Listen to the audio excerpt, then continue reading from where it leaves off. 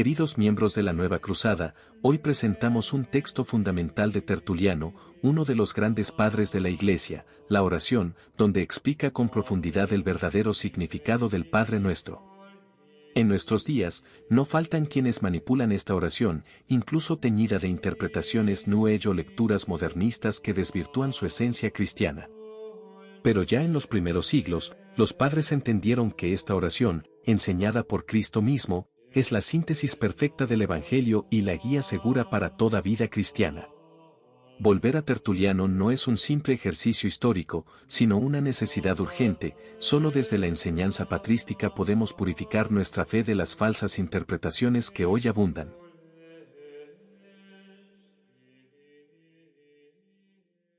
1. El vino nuevo de la oración. El Espíritu de Dios y la palabra de Dios expresa la razón de Dios y la posee. La razón de Dios y el Espíritu de la palabra de Jesucristo nuestro Señor, a saber, que es tanto lo uno como lo otro, ha determinado para nosotros, los discípulos del Nuevo Testamento, una forma nueva de oración. Porque en este particular también era conveniente que el vino nuevo fuera echado en odres nuevos y la pieza nueva cosida a la ropa nueva. Además, independientemente de lo que haya prevalecido en los días antiguos, mucho ha sido quitado o abolido, como la circuncisión, o completado, como el resto de la ley, o realizado, como las profecías, o traído a su perfección, como la fe misma. Por la gracia nueva de Dios ha renovado todas las cosas de carnal en espiritual, que, con la venida del Evangelio, ha borrado completamente el sistema antiguo, por el cual nuestro Señor Jesucristo ha sido aprobado como el Espíritu de Dios, y la palabra de Dios, y la razón de Dios. El Espíritu, por el cual Él fue poderoso, la palabra, por la cual Él enseñó, la razón, por el vino. Así la oración compuesta por Cristo ha sido compuesta en tres partes. En palabras, por las que la oración es articulada, en el Espíritu, por el cual sólo ésta prevalece y por la razón que argumenta. El propio Juan había enseñado a sus discípulos a orar, pero todas sus actividades estaban sometidas al carácter preparatorio del precursor de Cristo, hasta que Jesús creciera, como Juan mismo anunció, conviene que Él crezca, más que yo mengüe. Entonces todo el trabajo del precursor sería traspasado, junto con el Espíritu mismo, al Señor. De ahí que las palabras por las cuales Juan enseñó a los hombres a orar no constan en ninguna parte, porque lo terrenal ha dado paso a lo celestial. El que de arriba viene, sobre todos es, el que es de la tierra, terreno es, y cosas terrenas habla, el que viene del cielo, sobre todos es. Y lo que vio y oyó, esto testifica. ¿Y qué es esto, sino que Cristo el Señor, así como su método de oración, proviene del cielo? Y así, hermanos benditos, consideremos su sabiduría celestial, en primer lugar respecto al precepto de orar en secreto, mediante lo cual, Él demandó la fe para creer que es visto y oído por Dios Todopoderoso hasta cuando el hombre está dentro de la casa y fuera de la vista, y deseó una reserva modesta en la manifestación de su fe, para que el creyente ofreciera su homenaje a Dios solamente, en quien creía que le escuchaba y le veía en todas partes. Más aún, ya que la sabiduría declaró el siguiente precepto, pertenece a la fe y a la modestia apropiada de la fe, no pensar que nosotros podemos acercarnos al Señor con un caudal de palabras, pues estamos seguros de que por su propio acuerdo, Él tiene cuidado de sus criaturas. La frase concisa, que forma el tercer punto de su enseñanza, descansa para su apoyo sobre una figura de lenguaje profunda y eficaz. El pensamiento comprimido en pocas palabras lleva una inundación de significado a la mente. Porque no solo esto abarca los deberes apropiados de la oración, a saber, la adoración de Dios y el acto del hombre de súplica, sino prácticamente cada palabra del Señor, el contenido entero de su enseñanza sobre la oración, que realmente contiene un resumen del Evangelio entero. 2. La importancia del nombre Padre.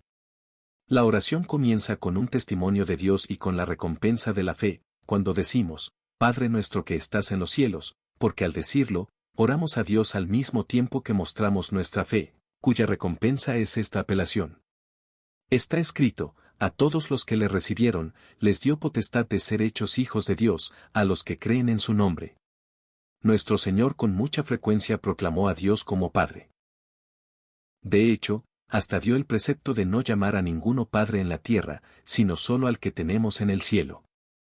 Así, cuando oramos de esta manera, observamos también este precepto. Felices los que reconocen a su Padre. Este es el reproche dirigido contra Israel, cuando el Espíritu pone al cielo y a la tierra como testigos, diciendo, oíd, cielos, y escucha tú, tierra, porque habla Jehová, crié hijos, y los engrandecí, y ellos se rebelaron contra mí. Además, cuando decimos Padre, también le llamamos Dios. Esta relación es tanto de amor filial como de poder. En el Padre, el Hijo también es invocado. Ya que Cristo dijo, yo y el Padre somos uno.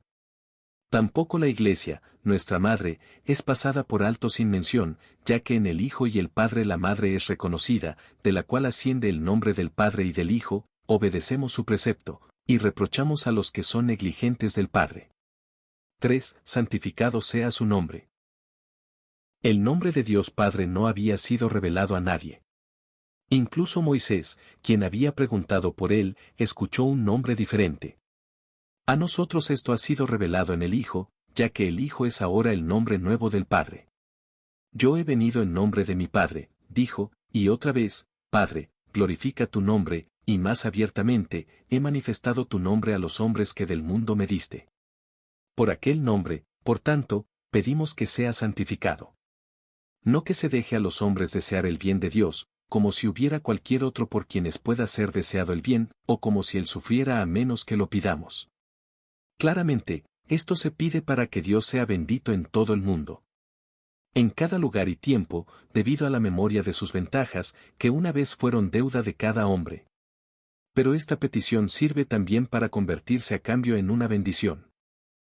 Sino cuando no es el nombre de Dios santo, y santificado por él mismo, viendo que él santifica a otros. Él, a quien el coro de los ángeles le rodea sin dejar de decir, Santo, Santo, Santo. De manera parecida, por tanto, también nosotros, candidatos para el cielo angélico, si logramos merecerlo, comencemos aquí en la tierra a aprender de memoria la atención en el futuro para ser levantados a Dios, y la función de la gloria futura. Hasta aquí, sobre la gloria de Dios.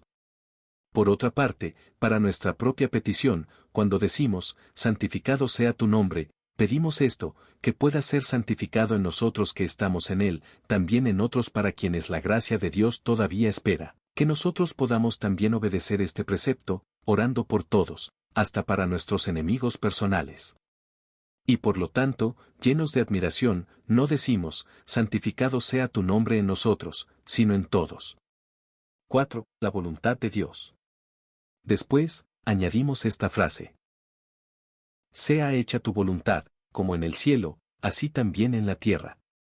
No que alguien pueda impedir el cumplimiento de la voluntad de Dios y que nosotros deberíamos orar para que su voluntad se cumpla satisfactoriamente, sino que oramos para que en todo su voluntad sea hecha. Por la interpretación figurada de carne y el espíritu, nosotros somos el cielo y la tierra, aunque esto sea entendido simplemente, de todos modos el sentido de la petición es el mismo. A saber, que la voluntad de Dios se cumpla en nosotros sobre la tierra, para que ésta pueda ser hecha por nosotros también en el cielo. Ahora bien, ¿qué es lo que Dios quiere, sino que andemos según su enseñanza? Pedimos, por lo tanto, que Él nos conceda la sustancia de su voluntad y la capacidad para cumplirla, para que podamos ser salvos tanto en el cielo como en la tierra, ya que la suma total de su voluntad es la salvación de quienes Él ha adoptado como hijos. Esta es la voluntad de Dios que nuestro Señor realizó por su enseñanza, sus obras y sus sufrimientos. Porque, si Él mismo dijo que no he descendido del cielo, para hacer mi voluntad, más la voluntad del que me envió, sin duda que Él hizo lo que era la voluntad de su Padre, aquellas cosas que Él usó como ejemplos, ahora nos provocan a predicar, trabajar y sufrir hasta la muerte. Necesitamos la voluntad de Dios para ser capaces de cumplir con nuestros deberes.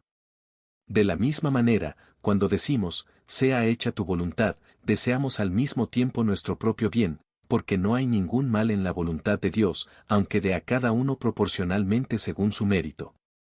Así que por esta frase nosotros nos armamos de antemano a nosotros mismos con paciencia, ya que también nuestro Señor quiso mostrarnos en su propia carne, carne de debilidad, por la realidad de sus sufrimientos, diciendo, Padre, si quieres, pasa esta copa de mí, y luego, después de la reflexión, añadió. Pero no se haga mi voluntad, sino la tuya. Él mismo era la voluntad y el poder del Padre, y aún así, se rindió a la voluntad de su Padre para indicar la paciencia que es debida. 5. La venida del reino. La frase, venga tu reino, también hace referencia al mismo fin que sea hecha tu voluntad, como en el cielo, así también en la tierra, referida a nosotros. Porque, cuando no reina Dios, en cuya mano está el corazón de cada rey. Pero todo lo que deseamos para nosotros, dirigimos nuestra esperanza hacia Él y le atribuimos lo que esperamos de Él. Si es así, si la realización del reino de nuestro Señor pertenece a la voluntad de Dios y a nuestra expectativa ansiosa, ¿cómo es que unos piden por una prolongación del tiempo para este mundo, ya que el reino de Dios, por cuya venida oramos, tiende hacia la consumación del mundo? Nuestra esperanza es que nuestro reinado se apresure, no que nuestra servidumbre se prolongue. Aunque no se hubiera prescrito pedir en la oración el que nosotros deberíamos pedir el advenimiento del reino, de nuestro propio acuerdo lo haríamos por el deseo de nuestra impaciencia para abrazar el objeto de nuestra esperanza. Con indignación las almas de los mártires bajo el altar claman en voz alta al Señor, ¿hasta cuándo, Señor, santo y verdadero, no juzgas y vengas nuestra sangre de los que moran en la tierra? Porque, al menos al final del mundo, la venganza de ellos está ordenada. De verdad, tan rápidamente como sea posible, oh Señor, venga tu reino. Esta es la oración del cristiano, que perturba a los paganos y exalta a los ángeles, es por la que sufrimos, o más bien, por la que oramos. 6. Pan del alma, pan del cuerpo. Con qué gracia ha ordenado la divina sabiduría el orden de esta oración que, después de las cosas celestiales. Es decir, después del nombre de Dios, la voluntad de Dios, y el reino de Dios, quisiera hacer también un lugar para pedir por necesidades terrenales. Porque nuestro Señor nos ha enseñado, mas buscad primeramente el reino de Dios y su justicia, y todas estas cosas os serán añadidas. Sin embargo, nosotros deberíamos entender espiritualmente la petición, danos hoy nuestro pan cotidiano. Ya Cristo es nuestro pan, porque Cristo es nuestra vida y pan de vida. Yo soy el pan de vida, dijo. Y un poco antes, porque el pan de Dios es aquel que descendió del cielo y da vida al mundo. Entonces, encontramos que su cuerpo es tomado en cuenta en el pan, esto es mi cuerpo. Por lo tanto, cuando pedimos nuestro pan de cada día, pedimos vivir siempre en Cristo y estar inseparablemente unidos a su cuerpo. Pero, ya que también se admite una interpretación de esta frase en sentido carnal, no se puede usar sin recordar el sentido religioso y la instrucción espiritual. Cristo manda que nosotros pidamos el pan, que, para el fiel es la única cosa necesaria, ya que los paganos buscan todas otras cosas. Así, también, Él inculca su enseñanza por ejemplos, e instruye por parábolas, diciendo, por ejemplo, que un padre no toma el pan de sus hijos y lo echa a los perros. Y otra vez, ¿qué hombre hay de vosotros, a quien si su hijo pidiere pan, le dará una piedra? Él indica lo que los hijos esperan de su padre. Aquel llamador, también, que durante toda la noche golpeó la puerta para pedir pan. Además, él correctamente ha añadido, danos hoy, en vista de lo que él antes había dicho, no os congojéis por el día de mañana, que el día de mañana traerá su fatiga. A esta idea él también adaptó la parábola del hombre que reflexionó sobre la ampliación de sus graneros para recoger sus próximas cosechas, y sobre la seguridad de que iba a disfrutar, pero murió aquella misma noche. 7. Perdonar y ser perdonados. Era conveniente que, después de contemplar la liberalidad de Dios, de la misma forma deberíamos rogar por su clemencia. Porque, ¿de qué nos aprovecharán los alimentos si realmente les somos consignados, como si fuéramos un toro destinado para el sacrificio? Nuestro Señor sabía que solo Él era inocente y entonces nos enseña a decir, perdónanos nuestras deudas, como también nosotros perdonamos a nuestros deudores. Pedir perdón es reconocer el pecado, ya que quien pide perdón confiesa su culpa. Así, también, vemos que el arrepentimiento es aceptable a Dios, que lo desea más que la muerte del pecador. Ahora, en las Escrituras, la deuda es usada en sentido figurado para indicar la culpa, igualmente debida a la sentencia de un juicio, y exigida por él, que no evita la justa demanda a no ser que se le perdone el pago de la deuda, tal como el Señor perdonó la deuda a aquel criado, porque hacia aquí tiende el alcance de la parábola. que el mismo siervo que fue liberado por su señor, no liberó igualmente a su deudor y fue, por lo tanto, traído delante de su señor, que le entregó al torturador hasta que pagara el último cuadrante, que es la última y más pequeña de sus faltas. Cristo intentó, mediante esta parábola, conseguir de nosotros que también perdonemos a nuestros deudores. Esto es expresado en otro lugar bajo este aspecto de oración: no juzguéis, y no seréis juzgados, no condenéis, y no seréis condenados, perdonad, y seréis perdonados. Y cuando Pedro preguntó si uno debe perdonar a su hermano 7 veces, nuestro Señor dijo, más bien 70 veces 7, de manera que él pudo rectificar la ley, porque en Génesis la venganza de Caín es exigida 7 veces, de Lamech 70 veces 7. 8. Satán el tentador. Para completar una oración así de breve, Cristo añadió que nosotros deberíamos orar no solo que nuestros pecados sean perdonados, sino que los evitemos por completo. Y no nos metas en tentación, es decir, suframos antes de permitir ser conducidos por el tentador. No quiera Dios que nuestro Señor sea visto como el tentador, como si él fuera ignorante de la fe de uno o estuviera impaciente por trastornarlo. Aquella debilidad y rencor son las características del diablo. Porque, hasta en el caso de Abraham, Dios había ordenado el sacrificio de su hijo no para tentar su fe, sino para confirmarla por la prueba, para que en él, Dios pudiera poner en adelante un ejemplo de su precepto por el cual nos enseña que nadie debería sentir mayor afecto que a Dios. Cristo mismo, cuando fue tentado por el diablo, manifestó quién preside esto y es autor de la tentación. Este pasaje lo confirma Cristo por las palabras dirigidas a sus discípulos, cuando dice, orad que no entréis en la tentación. Los apóstoles estuvieron tan tentados a abandonar a su Señor, porque se dieron al sueño, en lugar de dedicarse a la oración. Por lo tanto, la frase que equilibra y hace de intérprete dice: no nos metas en tentación, mas líbranos del mal, cuyo sentido es, líbranos del malo. 9. Únicamente Dios podía enseñar esta oración. En el sumario de tan pocas palabras, cuántas expresiones de los profetas, evangelistas y apóstoles, cuántos sermones de nuestro Señor, parábolas, ejemplos y preceptos son mencionados. Cuántos deberes impuestos son simultáneamente cumplidos. El honor debido a Dios en la palabra Padre, el testimonio de la fe del nombre, el ofrecimiento de la obediencia va en la mención de la voluntad de Dios, el recuerdo de esperanza en la mención de su reino, una petición vitalicia en la mención del pan, la confesión de pecados en la petición de perdón, la solicitud en cuanto a tentación con la demanda de protección. ¿De qué nos sorprendemos? Solo Dios podría enseñarnos la manera de orar que Él quiere. El homenaje de la oración, entonces, es ordenado por Él y animado por su Espíritu en el momento mismo en que salió de sus labios divinos. Por su propia prerrogativa, asciende al cielo, encomendando al Padre lo que el Hijo ha enseñado. El Padre Nuestro no es una oración cualquiera, ni un texto abierto a cualquier interpretación subjetiva. Es la oración que Cristo mismo nos enseñó, la columna vertebral de la vida cristiana.